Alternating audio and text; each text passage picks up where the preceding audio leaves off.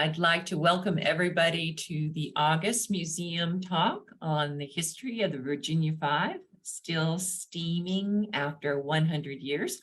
I'm Elsa Prunquist, the Executive Director of the Heritage Museum. And I'll give you a reminder here that your microphone is muted for this talk.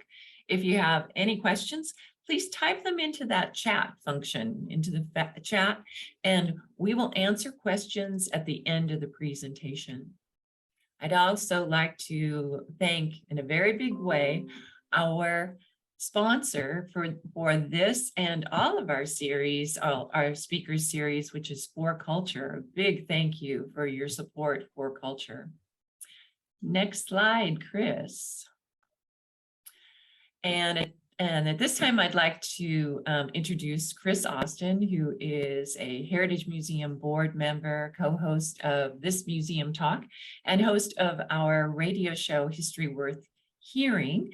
Chris will tell us a little about Lucy Durand, a notable person in Vashon history, and acknowledge the first Vashon Native people through reading our land acknowledgement statement. Chris? Thank you, Elsa.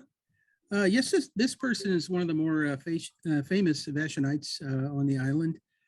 She was born here in 1836, and she died in 1929. As a little girl, she went to the Medicine Creek Treaty, and right before she died in 1927, there was the Native Reclamation Trial, and she was kind of the star witness because she had been at the treaty and she could tell of how her people lived and where they lived and things like that. So she's a very important person on the island. Now I'd like to do the land acknowledgement. The Vashon Heritage Museum stands on the ancestral lands of the Shobops, or Swiftwater people, who inhabited Vashon Maury Island for millennia. The Donation Claim Act encouraged large numbers of Euro-American settlers to claim this land even before the Medicine Creek Treaty of 1854 extinguished native claims to it. The Shobops were forcibly removed and relocated onto nearby reservations, including Puyallup, Nisqually, Squaxin Island, and Muckleshoot. We acknowledge the people of the Puyallup tribe whose stewardship of and relationship with Vashon Maury Island continues today. We commit to amplify the voices of Indigenous people, making space for them to tell their own story, both past and present, in our exhibits and programs. Back to you, Elsa. Thank you. So the Vashon Heritage Museum Inclusion Pledge. Next slide, Chris.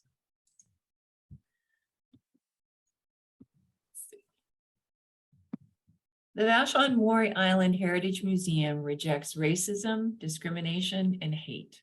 Our purpose is to honor stories of love, oppression, action, and resilience. Stories that give voice to all, examine hard questions about social, economic, and environmental justice, and reveal racism and oppression within our heritage. We pledge that everything we do will honor the island's diversity of cultures and histories. Next slide. So we'd like to invite everybody to the museum to see our mini exhibit, which is on the Virginia 5 100 Years in Service, which is up now until the end of October. And also, I hope you have your tickets. Join us on August 20th as we circumnavigate Vashon and Maury Island on the Virginia 5. This cruise is sold out, but we still have tickets for the family cruise, which is also on the 20th, which will be around Lake Island, and that will be a very fun cruise. Then in September, join us as we give a presentation on the Point Robinson Lighthouse. Next slide, please, Chris. Oh, and I guess at this point, I'd like to have Chris come back on and introduce tonight's speaker. Oh, okay. Well, tonight we have Ed Brown. Ed is the senior docent at the Steamer Virginia 5 Foundation, and he's got a very interesting PowerPoint to show us. So Ed, I'm going to stop sharing so you can share your screen and tell us about the PowerPoint. All right. I'm going to share my screen and start this slideshow. There we go. So tonight's topic is the Virginia Five, still steaming after 100 years. As you can tell from the title, the Virginia Five is celebrating her centennial this year. She was built in 1922. So now in 2022, we have all kinds of big events planned that have happened and are still happening. But we're here to talk about primarily history, not just the history of Virginia Five, but also how the Virginia Five and other steamboats like her affected the people of Vashon Island. We'll start with a quote. "The pioneer days are surely behind us. We have a post office here at Quartermaster and another at Vashon, a daily boat to Tacoma, and the Iola is making regular stops every other day on the east side and alternate days on the West Pass." And that was by John Smith in 1891. Now, this quote shows how important that boat service was to people living on the island. Of course, being an island, there's no way to get on or off except by boat. And having so much boat service was a sign that Vashon had really made it. Boats were stopping every other day on the west side of the island, which was a pretty good ferry service, especially for those days. In fact, having alternate day service on the West Pass was not something that would last very long, which is where we get into our main character of this part of the presentation, that being Niels G. Christensen. Now, Niels Christensen was born in Denmark in 1879, and his family quickly moved to Seattle. When he was older, he opened a grocery store along with his brother. But he decided after he had 2 sons that he wanted to raise his sons in the country. So he uprooted his family and moved them all to Lysabula on the West Pass. In fact, he anchored a barge at the cove there, and they lived in a tent on the barge while the house was built. And that house stood on Lysabula Creek, which is now known as Christensen Creek. He still owned shares in his grocery store business, however, and was commuting frequently into Seattle. This was plenty of time to become rather discouraged with the passenger ferry service there on the West Pass. There was the steamboat Sentinel of the Merchants Transportation Company, and it was calling once a day at Olalla, which means rowing from Lysabula over to Olalla to catch the boat, and then not being able to get home until the next day. This, of course, was a bit of a problem. And in fact, a lot of the people who lived on the West Pass were fairly discouraged with this infrequent service. So they all got together and decided something needed to be done. And Niels Christensen, the newcomer to the area, was the man to do it. He and his neighbor put up $2,500 each and bought a steamboat, the Virginia One.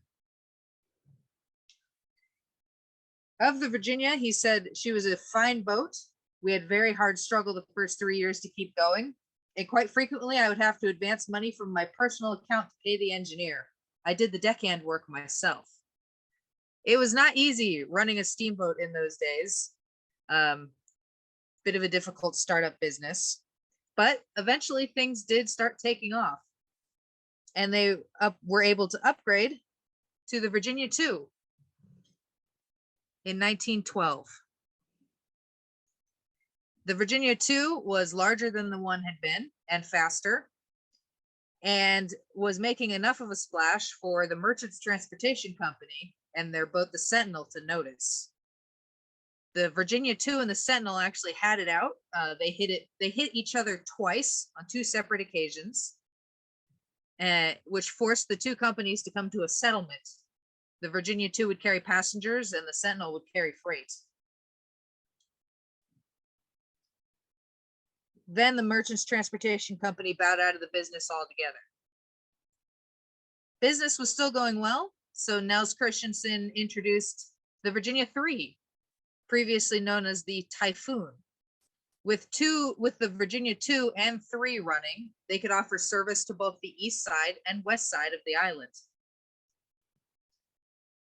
From 1916 to 1921, Vashon Island had 9 ferries that stopped at 32 different docks around the island. It was a glut of ferry service. Vashon Islanders had never had it so good. The 3 was a very successful boat, which led to naturally the introduction of the Virginia 4. I don't have a picture of her under the name 4, but this is her under the name Tyrus. As the Tyrus, she was built by the Lorenz family of Lake Bay, Washington. They owned a whole series of boats that started with the letter T.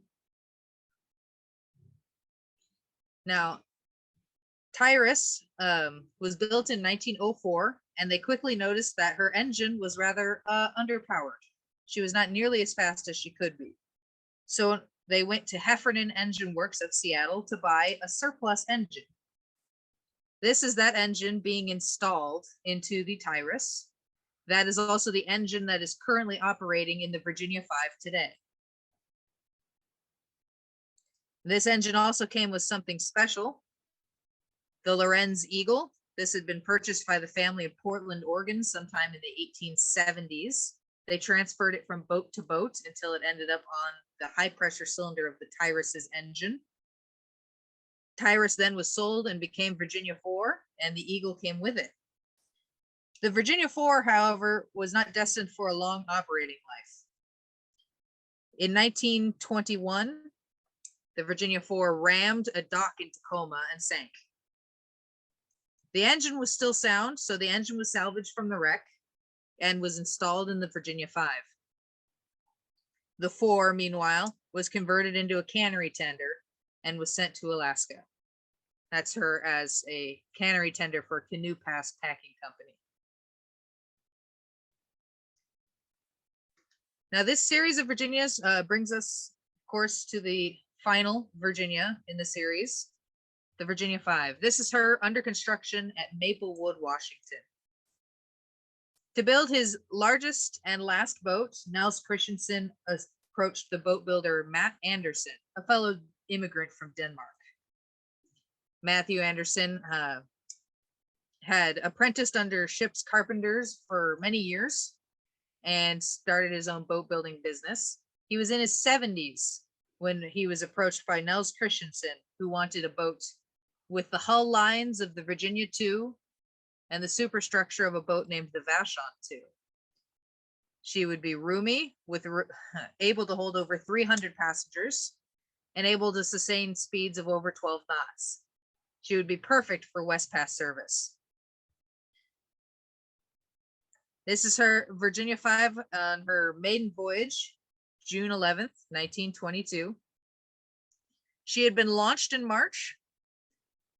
At the launching ceremony, it was a bit wet and drizzly, as most things are around here in March. And the star of the show was Miss Ellen Bringlow, who had rowed up from Camp Sealth in order to smash a bottle of Lysabula Creek water over the Virginia 5's bow and christen her. The finest of champagne could not have led to a longer life for this boat. Now, Vashon Island was changing heavily in those times. They were moving away from having individual post offices towards having a centralized post office. There was now automobile ferries serving the island at both the north and south end. They were moving away from having multiple different school districts. In all, it was becoming less of an island of tiny towns and more of a single centralized identity. Still, there was work to be done. The Virginia 5 shoelaced the West Pass, making 12 stops between Seattle and Tacoma every day. Those stops included Spring Beach, Sealth, Maplewood, Cross Landing, Lysabula, Olalla, Cove, Fragaria, Colville, Cedarhurst, Sylvan Beach, and Biloxi. If you were a town with a waterfront, a central feature of that waterfront was usually the dock. That was where people went to greet the boats, and you never knew what might be coming off of the boats. It could be a cousin you hadn't spoken to in 10 years. It could be an order you'd made through the Sears catalog being delivered. Or it could be 100-pound sacks of chicken feed that needed to be unloaded before the passengers could get on. And not everyone used a dock to catch the boats. This quote from Arlen Nelson Teed shows when her family used to catch the Virginia Five. We rode to Spring Beach to catch the Virginia Five when everyone in the family was going to Seattle. When someone in the family was staying home, we would row out to the Virginia Five in front of the house. Then when the Virginia Five returned in the evening, she would blow her whistle and whoever had stayed home would row back out to the ship to pick up the family members. This was not uncommon. Ships like the Virginia Five made whistle stops. That is, they would stop for anyone who hailed them, kind of like a taxi or like rural bus service. This is the dock at Cove. Now, the people of Cove and Colvos rode the boat a lot. A lot of the people who lived between Cove and Colvos commuted on Sundays to Fragaria. Fragaria had a big revival church, and people would ride from one town from Colvos over to Fragaria in the morning, attend church service and lunch, and then ride the Virginia Five back over to Cove and disperse back into their homes in the evenings. It is hard to overstate how important boat service was to people in those days. This is the dock at Lisa Beulah with the Virginia Five coming in for a landing. The whistle would be heard well in advance, and people would come down to the dock to see the steamer land and see family members who were getting off the boat who had commuted into the city, or to greet family members, to pick up their mail. It was really just a social area, the steamer docks. Lisa Beulah also had a resort, which was common along the west side of the West Pass. So there was Spring Beach, which saw in one summer over 8,000 visitors, most of which arrived by boat. There was a resort at Lisa Beulah. There was resorts at Sylvan Beach. And of course, there is the camp at Camp Ciel. The Virginia Five has had a relationship with Camp Ciel ever since their camp secretary christened the ship back in 1922. She then became the camp boat, providing a ride for the campfire girls to get from Seattle to their summer camp every summer until the early 1970s. That's about 50 years of service.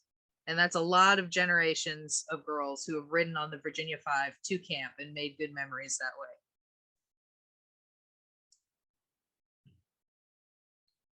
The halcyon days of the 1920s couldn't last, however. This photograph was taken of the Virginia Five in 1934. This is the Olalla dock and waiting room you can see on the dock.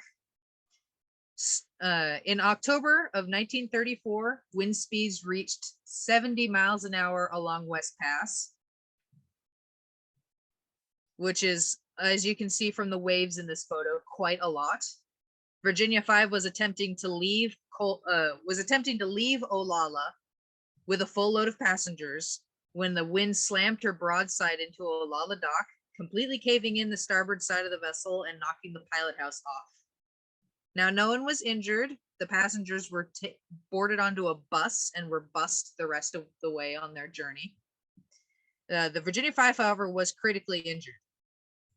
This is her being assessed at Lake Union Dry Dock. As you can see, the damage is quite severe. The ship did have insurance. Insurance covered $9,000 of the damage, which sounds like a pittance in today's money. And the decision was made to rebuild the Virginia Five. This is actually kind of incredible because in 1934 was the height of the Depression, and also when Vashon Island had plenty of car service, with 2 automobile ferries visiting the island and paved roads starting to appear. Vashon Island seemed to have little need for a passenger ferry anymore. But Nels Christensen decided that the ship would be rebuilt, and rebuilt she was. In this photo, she is stripped down to the engine deck. You can just see the engine sitting under a tarp. This is another photo. The hull behind her is another famous ferry. That is the hull of the Kalakala, who was just being built at the time and would be launched in 1935. So the Virginia 5 was completely rebuilt from the waterline up.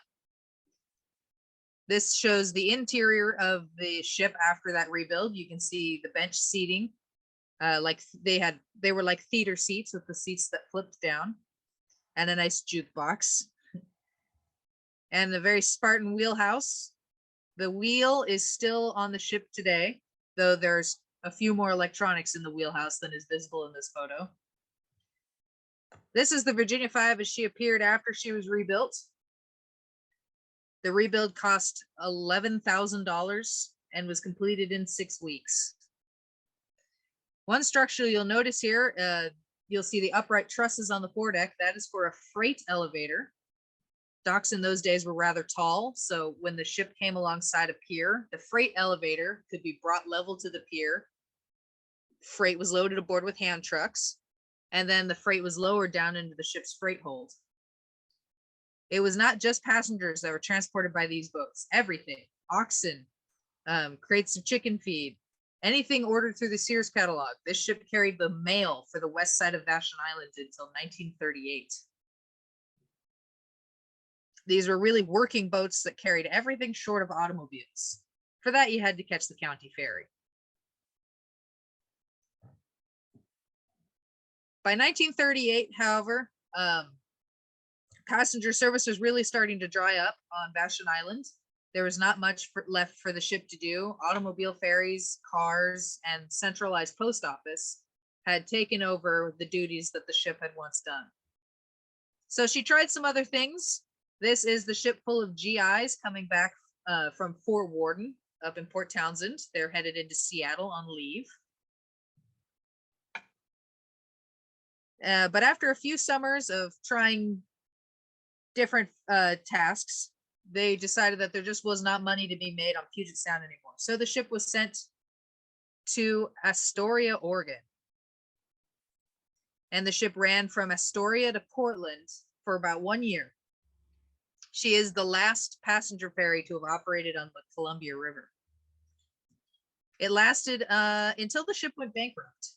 She was seized by the Office of the Marshal of the United States and was sold at auction to cover the debts that she owed. This is another one of those times in her history when the Virginia 5 could have been scrapped and could have been lost to us. But instead of scrapping her, she was purchased at auction and was returned to Puget Sound to continue operating.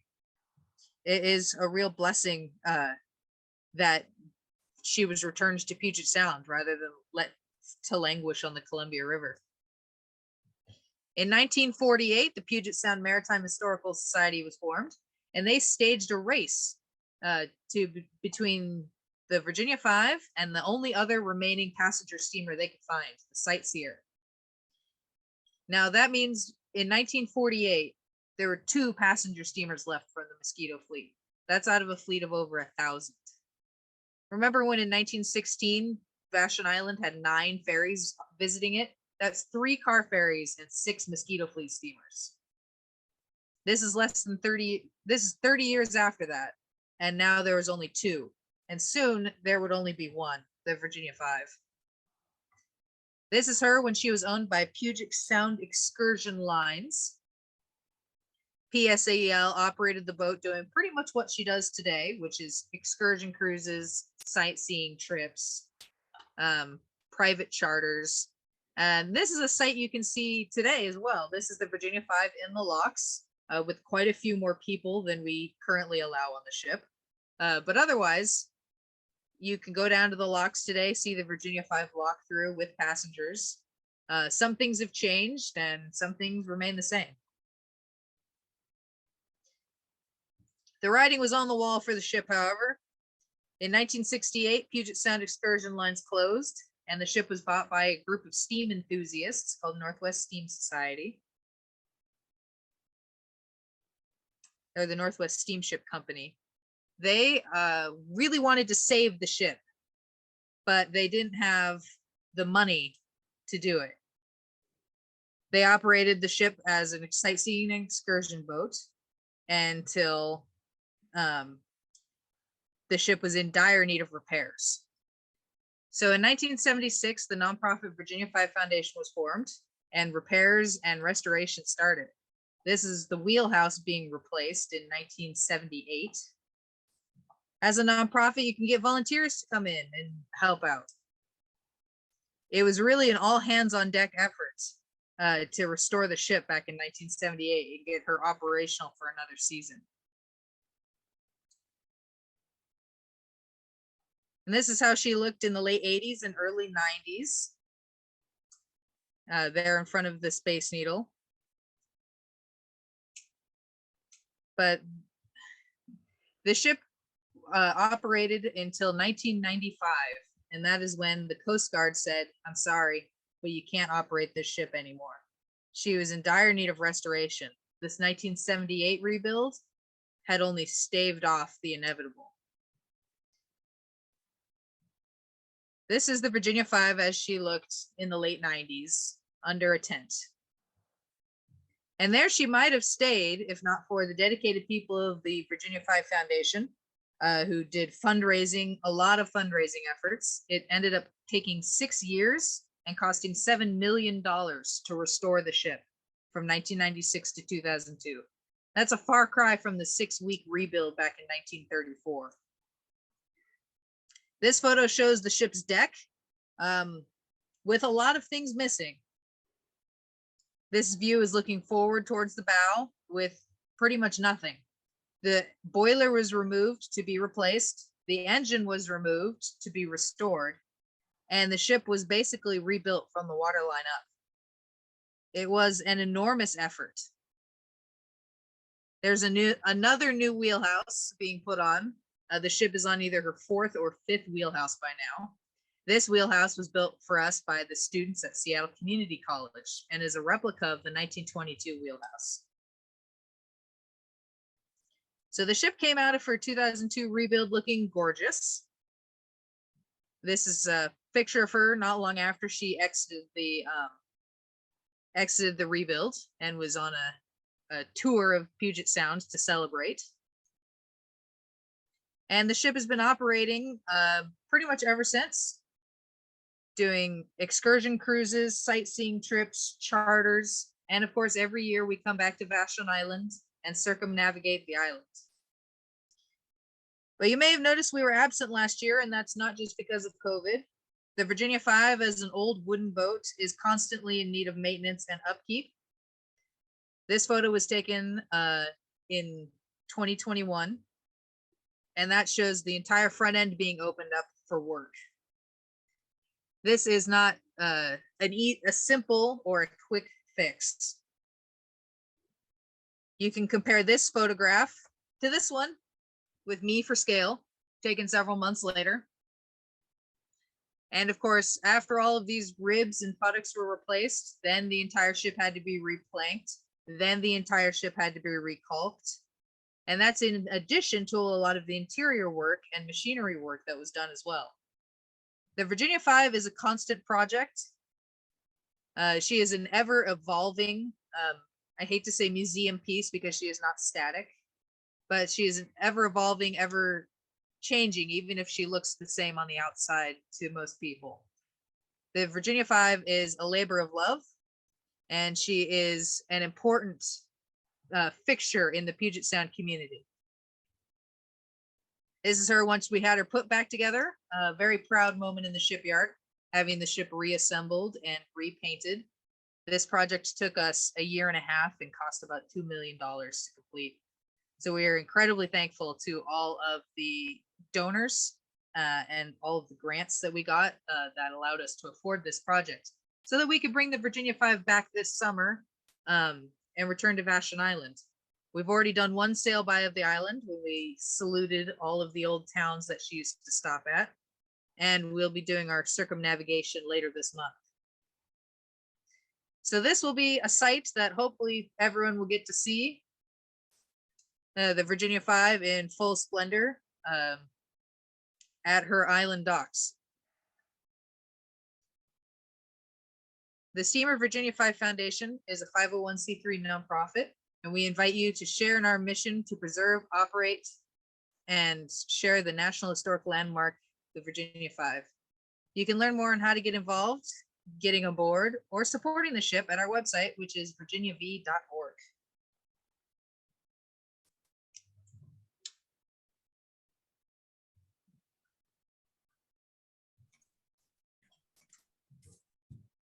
And now I believe that our executive director, Miss Deborah Alderman, has something to add.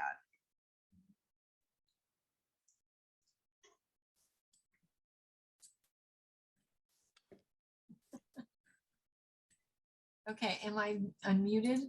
Yes. Okay, good. I was waiting for Chris. So thank you so much, Ed. This was a great talk as usual. And I loved learning more about the relationship between the ship and Vashon. And I just wanted to thank everybody at the Vashon Heritage Museum for being such wonderful collaborative partners and helping us to celebrate the centennial of the ship with this great mini exhibit that's going on and inviting Ed to speak. And it's just been a wonderful collaboration. And we're really looking forward to taking all you Vashionistas aboard on the 20th for those couple of cruises that we're doing. And I did notice that a couple of people had put some questions in the chat box that, and now I can't seem to get back to the chat box. So, but I did see that somebody was wondering whether Ed had an opinion about why the ship has survived where all the other ones wound up getting scrapped and burned up on beaches. And I'm interested in what Ed has to say about that too. Ed, do you have any thoughts? I think it's a lot of things. A lot of it is luck. You saw in the presentation, there were so many moments in time when the ship could have been lost. But for some reason, some person decided that the ship was worth saving. It's also a matter of timing. The ship was a very late comer to the Mosquito fleet. Being launched in 1922 made her one of the last wooden steamboats built on Puget Sound. Retiring in 1940 from active service meant that she was the last Mosquito Fleet steamer running in revenue service when she retired. So by then, people had started to notice that the little boats that they had once been a part of their daily lives were disappearing. And they had started to feel the loss of all of those little familiar boats. And they started viewing the Virginia Five as something that was worth preserving, as opposed to something that, should go away like the rest of the fleet had. Ed, I've got some other questions in the chat here. Yeah. How many Fire away. cruises does the Virginia Five do every year? We do usually between 50 and 70. It depends on our year. This year is quite a bumper year for cruises.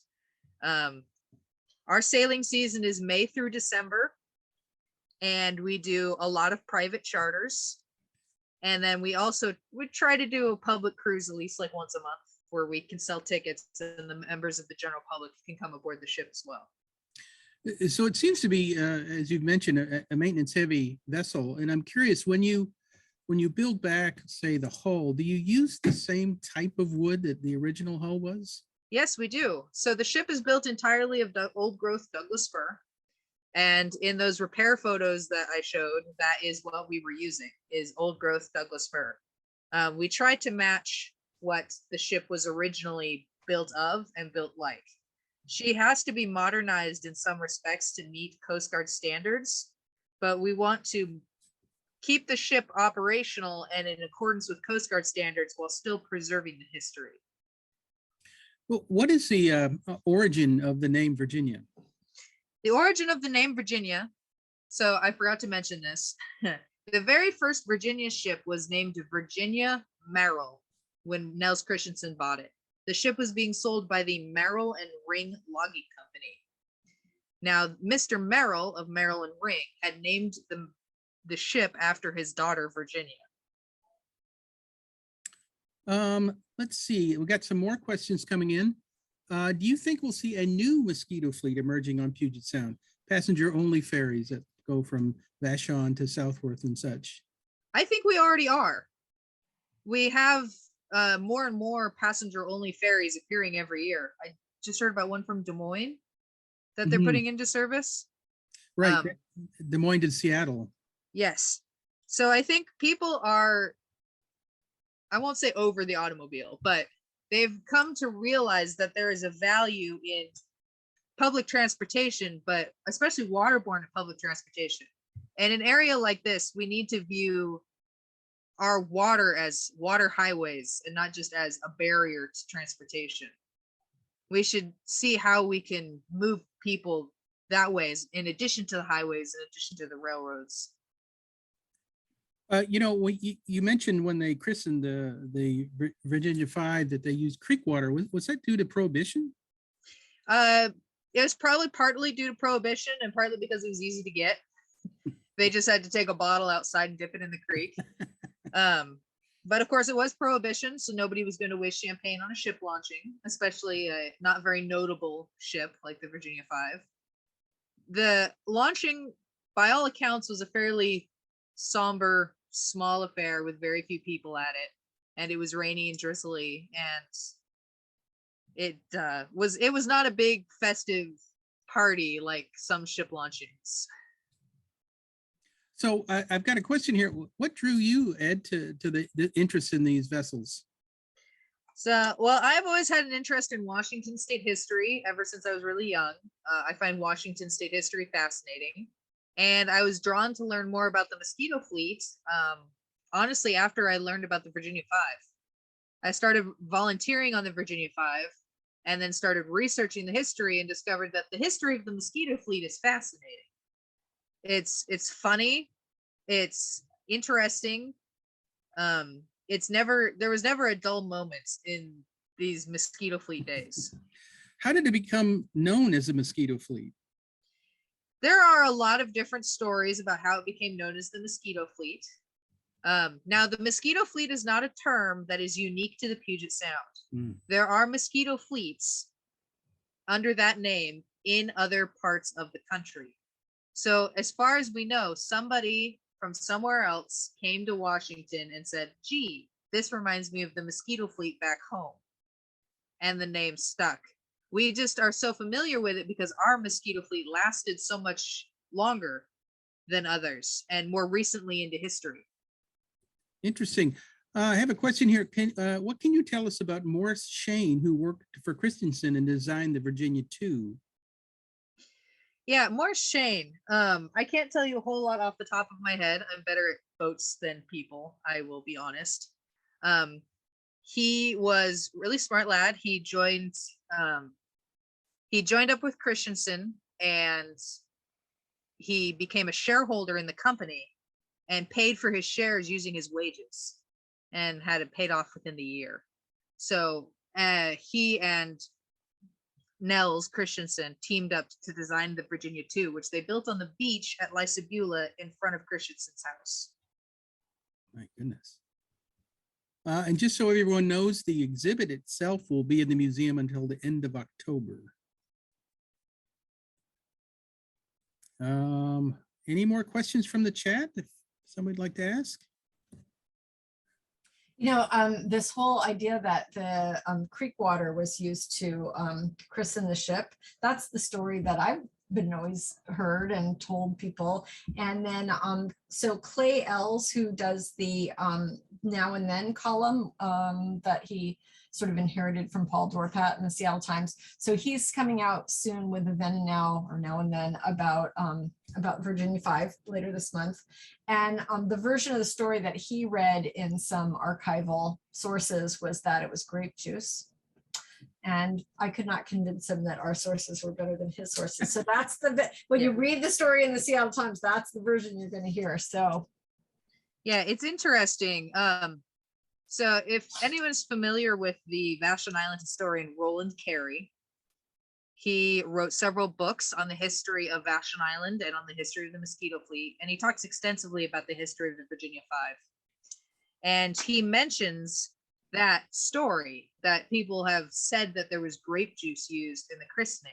And he says that according to the people who were there that he spoke to, it was creek water. So I don't know. I trust Roland Carey more than a reporter who may or may not have been at the christening. Ed, can you give us some more details about the engine? Of course. So we have a triple expansion steam engine. That is the standard style of steam engine. In fact, I can go back to the photo of it. So triple expansion steam engines are very, very common steam engines. They have 3 cylinders, sometimes 4, and they are called that because they have 3 stages of expansion inside the engine. This engine goes through, the steam goes through a high pressure cylinder, and then through an intermediate pressure cylinder, and then it goes through a low pressure cylinder before leaving the engine. This makes the engine extremely efficient. Well, you know, for a steam engine. So the engine was originally intended for an army boat. They put in an order with Heffernan Engine Works saying, hey, we want an engine for our new boat. Heffernan Engine Works took two poles or 2 castings and ended up with 2 identical engines, or at least 2 identical engine blocks. One engine was completed and was sent to the boat that it had been commissioned for. The other one sat around for 3 years as surplus until it was purchased by the Lorenz family for installation into the Tyrus.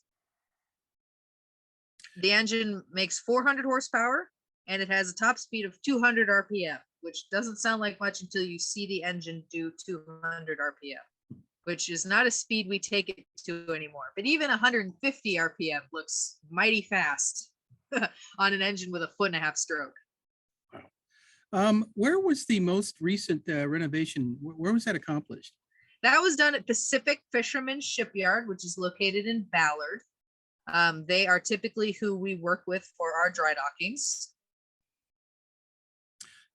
What the engine, you know, was when it sank, they recovered that engine and put it in the new Virginia. Was that a common practice? Yes. So not necessarily salvaging engines from sunken ships, but reusing engines from older boats was pretty common. So a steam engine runs at a very low RPM and it doesn't make, there's no combustion happening inside of it, which really keeps down the wear and tear on the engine. So the engines can outlast the hulls that they're installed in.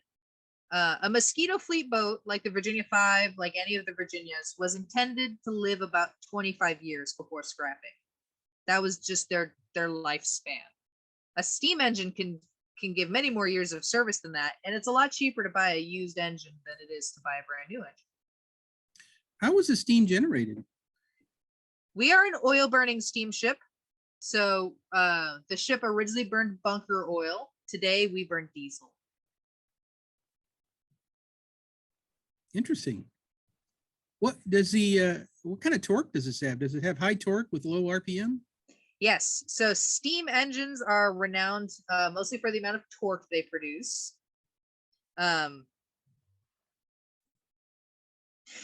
I just like the eagle.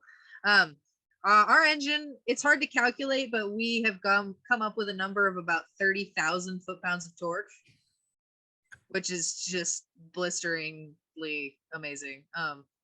But steam engines, that's what they're known for. Steam and electricity both produce maximum torque at 0 RPM.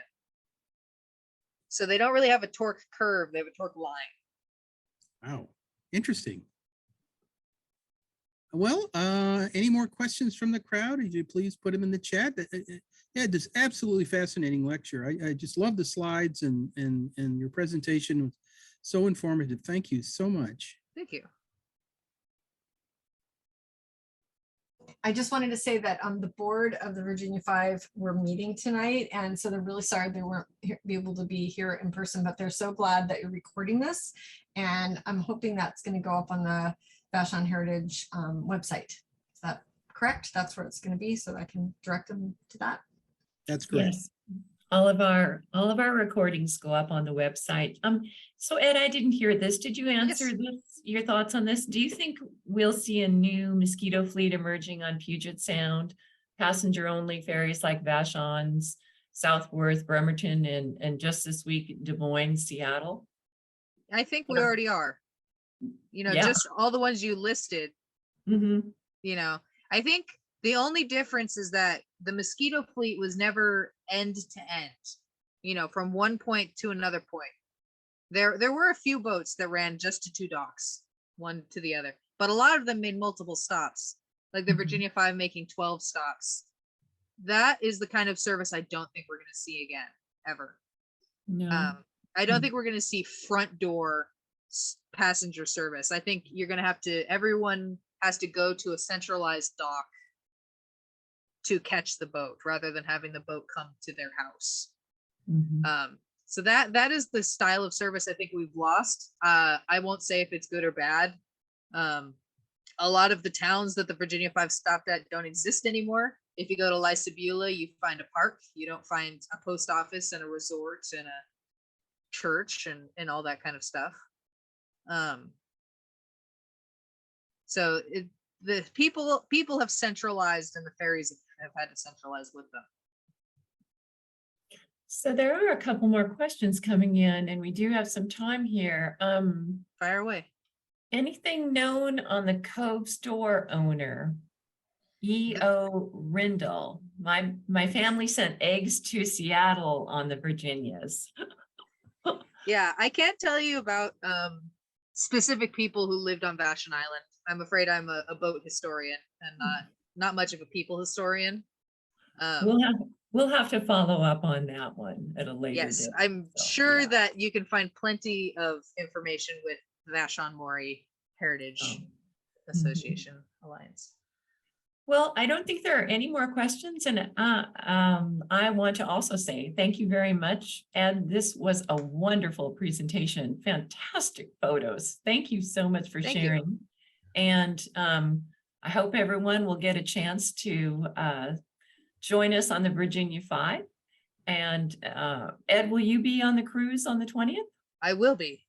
Oh, good. You may get a few more questions then. Well, That's thank you fine. all I'll very wear much. my little name badge. Good. Well, thank you. And I'm going to say good night to everyone now.